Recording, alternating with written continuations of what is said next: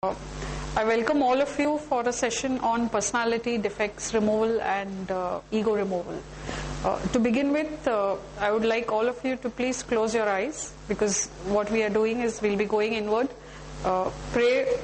I'll say out the prayers. You could repeat the same in your mind before we start off the session.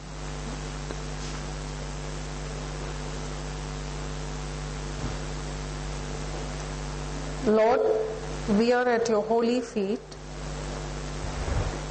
Please remove the black covering from our minds and intellect, and let the knowledge which we share today go into our subconscious mind, and let us be able to put it into practice so that we become better humans to serve at your holy feet.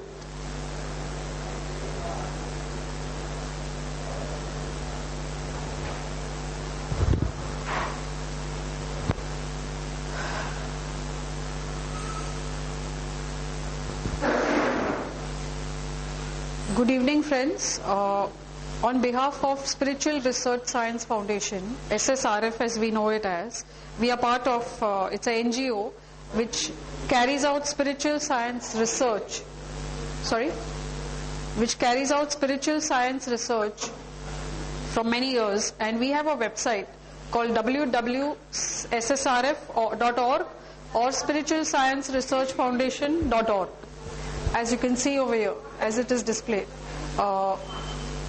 What we share with you here is on this platform. We've been doing it for past few months, and the reason we share here is we give it back to society of what we have benefited. The program which I'm going to share with you today here is a program which we practice. It is not just coming here to feel good, but believe me, even some part of it, if you're able to put it into practice on a day-to-day basis, it will create a lot of difference, because it's those small differences which actually impact and make a huge difference. So I urge all of you to at least whatever teachings we have here are dedicated to the organization, and therefore this is of what we want to reach out to service back to society. Okay. We have today a very different topic from what we have been sharing over the past few months. Some of the topics which we have covered have been spiritual decision making, how spiritual perspective makes a role. We've done last time depression. Some of you were present here. Some of you are new faces. So therefore, to give a perspective, personality defect removal is something. It's a subject which is very intriguing, and coupled with that is also ego removal. But if we understand one part of our personality, we have to accept that we are not a complete human being. We are something which we are born with, plus and minus, or what we say, strengths or weaknesses of each one. If you do your own SWOT analysis is actually identifying your own personality of what is good in you and of what is not good in you. I won't say bad, because something which is bad is something it's got a negative connotation. Certain traits which we have in us can always be worked upon and improved to make us better humans. And the process, what we will give you a little bit of insight. A lot of it, we have 2 more sessions on this itself.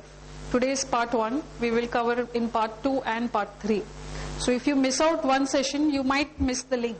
So we request you to at least come for the next 2 sessions, because you would then realize the importance of each session on its own. On its own, you might just get part of it. Today is just an overview of how we go into understanding the process of how one is identifying our own personality defects, and to go about actually working on them so that we can remove them, or at least we can decrease the intensity of defects we would have.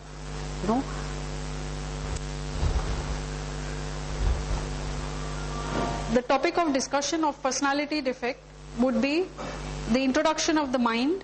What is the meaning of personality defects as we see it? It could be different perceptions for each one of us who is present here. Then we will go to see importance of why should we need to remove our personality defects. Why can't we just be accept as the human is?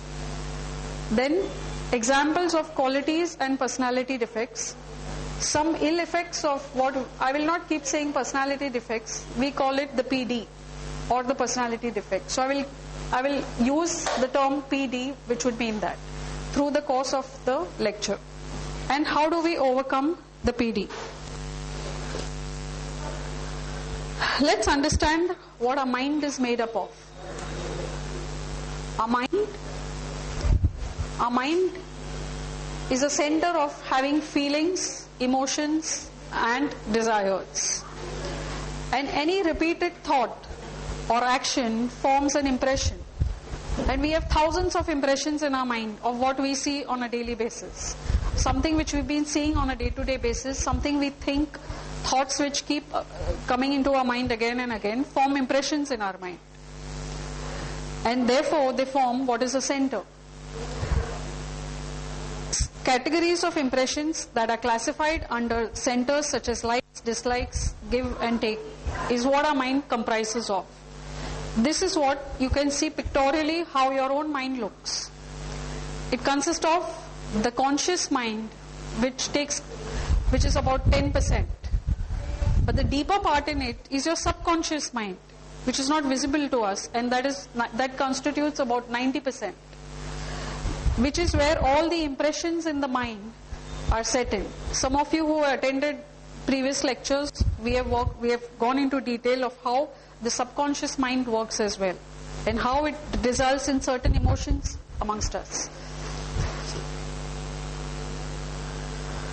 Therefore, what do you understand by the meaning of personality defects? You've seen how your mind looks. 10% is your subconscious mind, 90% are the impressions, good or bad. Whatever give and take you have, whatever likes and dislikes you may have, they form an impression into your subconscious mind. And therefore, obviously, while we have strengths and we have weaknesses, we need to understand what is the meaning of when we say it's a personality defect within us. It means desirable impressions would mean certain good qualities about us, but certain undesirable impressions would actually be the defects. Undesirable impressions would be somebody who gets angry, somebody who is short-tempered, or what we call the Shadripus, the 6 enemies of the 6 foes of human nature. Jealousy, greed. When the same impressions are observed again and again, and which are negative in nature, or which are undesirable, they begin to form an impression on your mind. And when they form an impression on a mind which is negative, you actually mean you have a defect.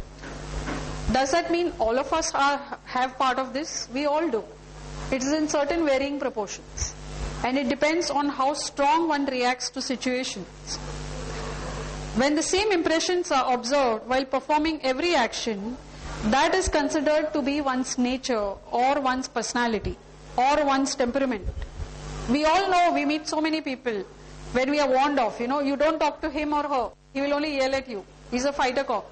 She will be very kind to you. She will be very cooperative. She is very helpful.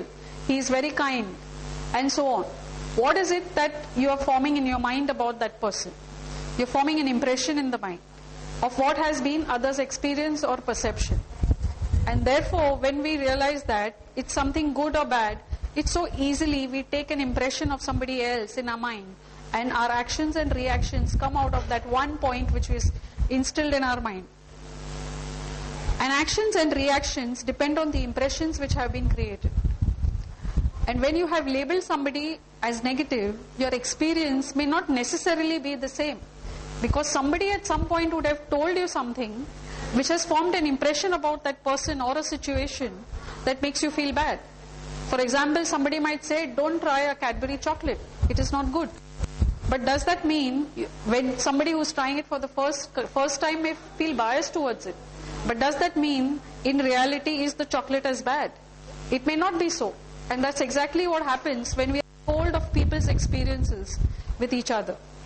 We start forming opinions, and over a period of time, when that opinion by an experience or by a personal experience which we may have, it forms a stronger impression. And as days go by, it forms a deep impression in our subconscious mind. And our actions and reactions come out of that. And it becomes negative or what is undesirable, you may not want, and we are conditioned to act